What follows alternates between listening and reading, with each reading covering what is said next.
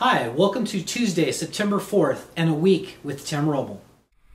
My morning mountain bike ride is the favorite part of my day, just getting out, saying good morning to everyone I come in contact with. There's three major things that I concentrate on this ride. Number one would be my balance, trying to work the bike. I spend a lot of time, maybe anywhere from 2 to 3 miles on the rear wheel. Just really working and getting some heat in my legs and just enjoying and expressing myself. With the endurocross, interval training is very important. When we're out racing, we're racing anywhere from like maybe 5 to 7 minutes, and it is just a hardcore commitment. So I try to mimic this in my training. So on the several hills that I hit, I try to just get up out of the saddle and just hammer for as long as I can. Get down, I might spin for just a tad bit, and then back up out of the saddle, hammering again. I do this again and again on this ride, just trying to do the best I can. Here's another one of the bigger hills heading up towards Cal State. At this point in time in the ride, I've already covered about 10 miles of the ride, and this is kind of the last big hill, so I really push this hill very hard. By the time I get to the top here, my legs are on fire. That being said, when you're going through hell, keep going. Don't stop in the middle of the mountain and take a break. Keep hammering to the top because it'll either be flatter or there'll be a downhill soon. So keep pushing. That's my motto. One of the things I really enjoy about this ride is the beautiful scenery. I love the foothills of San Bernardino.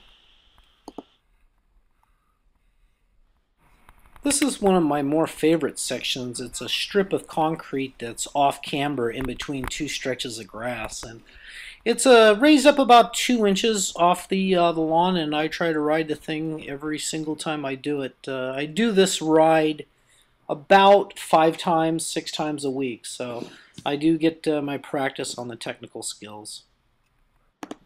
Great to be home. Come around the corner and I always have someone cool come out and greet me. This is Roxy and Max.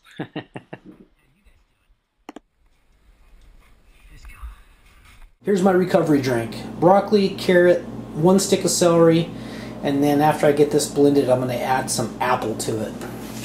I've had my recovery drink. Now we're moving on to P90X, chest and back.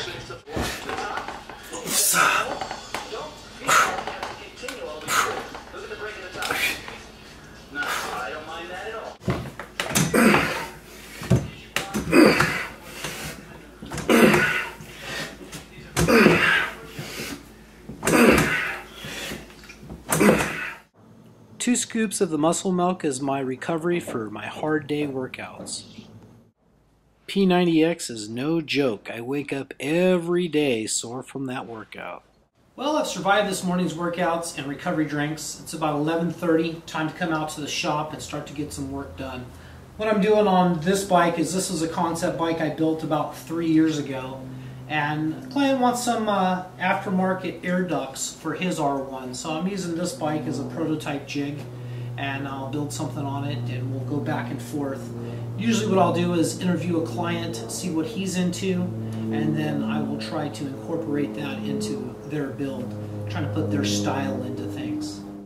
I was asked the question, who is Tim Robel and how did he get to be where he is now?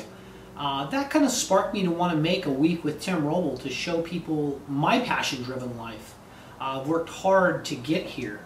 For me, it started at about the age of 3.5 when my dad, Paul, introduced me to, gosh, a lot of things. Riding motorcycles, bicycles, light fabrication, mechanical, light design and engineering on how to make different things and put things together.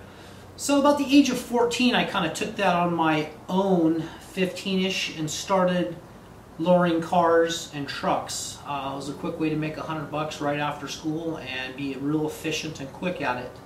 At 17, I joined the Air Force Reserve as a 141 crew chief, where I was assigned to the isochronal inspection dock. Worked there for about 16 years and really enjoyed that job. Unfortunately for me, the 141 retired, and I moved to the 135 dock where I wasn't a great fit. So shop chief of the machine shop / welding shop, Tom Hackman, he picked me up And throughout the years I have had my fab shop going. I basically taught myself to weld around age 15, 16. And basically I killed these guys with a ton of questions. This was before you can go to YouTube or do a Google search to figure anything out, so it was hard fought to get a good weld with good penetration that looked good and worked well. So that's kind of where my design and fabrication, I've just pushed hard on that day in and day out. About the last 5 years of my Air Force / civil service career, I had a fab shop going. Started that in about 2003, started right out of the garage. We moved down to Riverside. Focused on building four-wheel drive, rock crawlers, kind of what has become the Ultra 4 car. I always wanted what I called a tri-sport car, and that was rock, sand, and desert.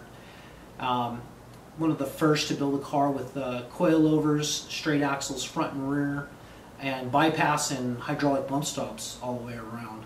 Corvette LS1 motor. So that was 2003. I've always had a passion for the motorcycles, and I've always played with the motorcycles, but always wanted one of these big cars. What happens is building one of these cars takes maybe $100,000 in building the right parts. And then you're competing with guys that own hotels and casinos versus, you know, our middle income salary. So what I've done these days is I've kind of come back to the motorcycles. So I'm doing a lot more custom design and fab work on motorcycles. I also have another side of the business where I do prototyping and consulting for different companies. One of the companies I'm working with right now is Longevity Welding. Great company to work with. You know, I'm using their tools and equipment in the shop now. So as an end user, I can give them feedback on how to improve quality. And I got to tell you, the product that they have these days right now is outstanding and rivals the best in the industry. So I work a lot on that type of thing. I just bought my brand new 2013 KTM 300 XCW. And for any of you that have been following me on YouTube, you know that I raced King of the Motos, the inaugural event in 2012, and I built a bike for that. Here again, on budget, what I had. I didn't have the money to specifically spend this on a bike. So what I did is I borrowed my stepson KTM 450 EXC Dual Sport, and I went out and ran the event. And basically, I made it to race mile 35, and I seen some of the biggest names in the industry rolling down the hill, and I said, you know, I probably don't want to destroy me or the equipment this way. So I decided to tap out and use that as something to empower me to come out and train harder, to build a better product for that race. So I've already sent in my application for the 2013 event. I got the new KTM 300 XCW, which I'm doing a full product line on to armor it up for King of the Motos. And in that process, that brought me to training out here at Glen Helen, California for Endurocross, which I trained for 3 weeks. And good friend of mine out there now, Joe Bianchi, I met him on Facebook. He said, hey, you race in Vegas? I said, man, that's 3 weeks away. No way. Well, anyway, I got suckered into spending my $100 and go out and race Vegas, and it was a great time. Although I re-injured my wrist in the second practice and didn't race any of the events, it showed me what I needed to do as a person to get together and train. So started putting together a good program, showed up out in Sacramento for Endurocross, and ended up taking 4th in the night show in the vet class on the old 450 with the desert tank on it. So been training hard all summer. We'll see that through the week. Spending time on the bike, spending time integrating P90X into my workout, healthy, clean diet. I've pretty much done my best to eradicate alcohol. I try to keep myself down to maybe one night a week of indulgence. As we're coming in, today's September 4th, so I won't be doing any drinking, any unhealthy foods all the way up until September 15th of the event. You know, the weekends are the hardest for me to stay pure, but with the juicing, the emulsifier, eating good whole foods, you know, I'll probably drop another 5 pounds. I've dropped about 31 pounds since the beginning of this year training, and I've learned a lot about myself and digging deep, and I know where I want to go, and I've kind of put together a good program to do that.